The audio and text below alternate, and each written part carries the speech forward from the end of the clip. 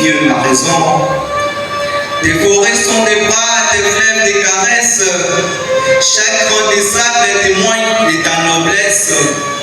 Afrique, tes nuits sont longues, mais pleines de lumière. Même dans le silence, ton cœur bat la terre entière. Et demain, douce Afrique, tu te lèveras tranquille. Ton sourire éclairera le monde, humble, mais fertile.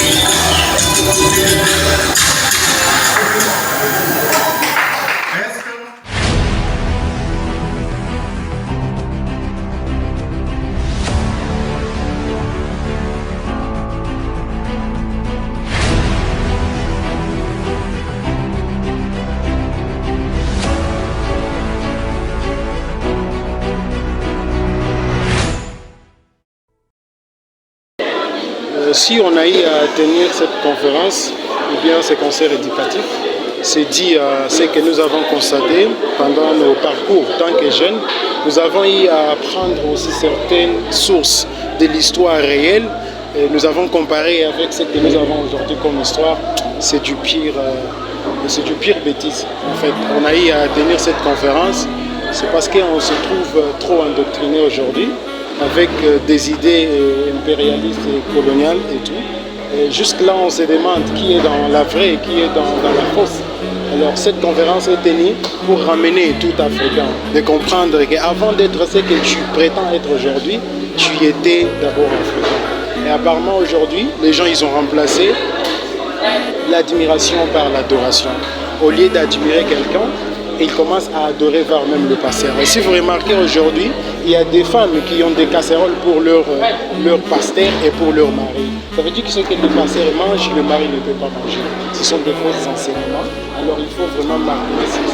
Et cette conférence a pour objectif de veiller une jeunesse africaine, de comprendre réellement qu'avant toutes ces choses que nous avons aujourd'hui, nous avons notre pouvoir, nous avons notre colonne vertébrale que nous avons perdue il y a longtemps. Alors c'est à rappeler tous les jeunes de comprendre la réalité, parce qu'en sort, la vérité n'est pas vraiment une réalité.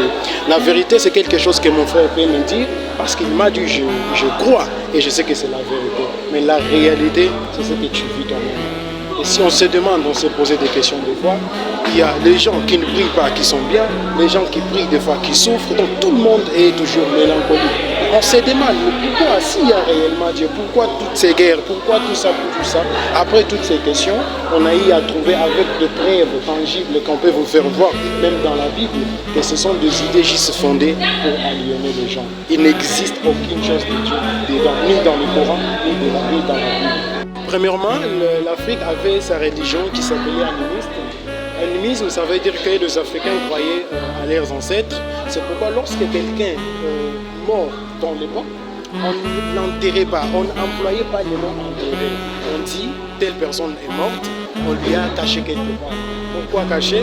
Parce que ce qui tu as caché, tu peux aller encore rechercher. C'est pourquoi nos ancêtres avaient la puissance. Ils avaient le pouvoir d'interpeller des esprits, de parler à la nature, et ils avaient des réponses.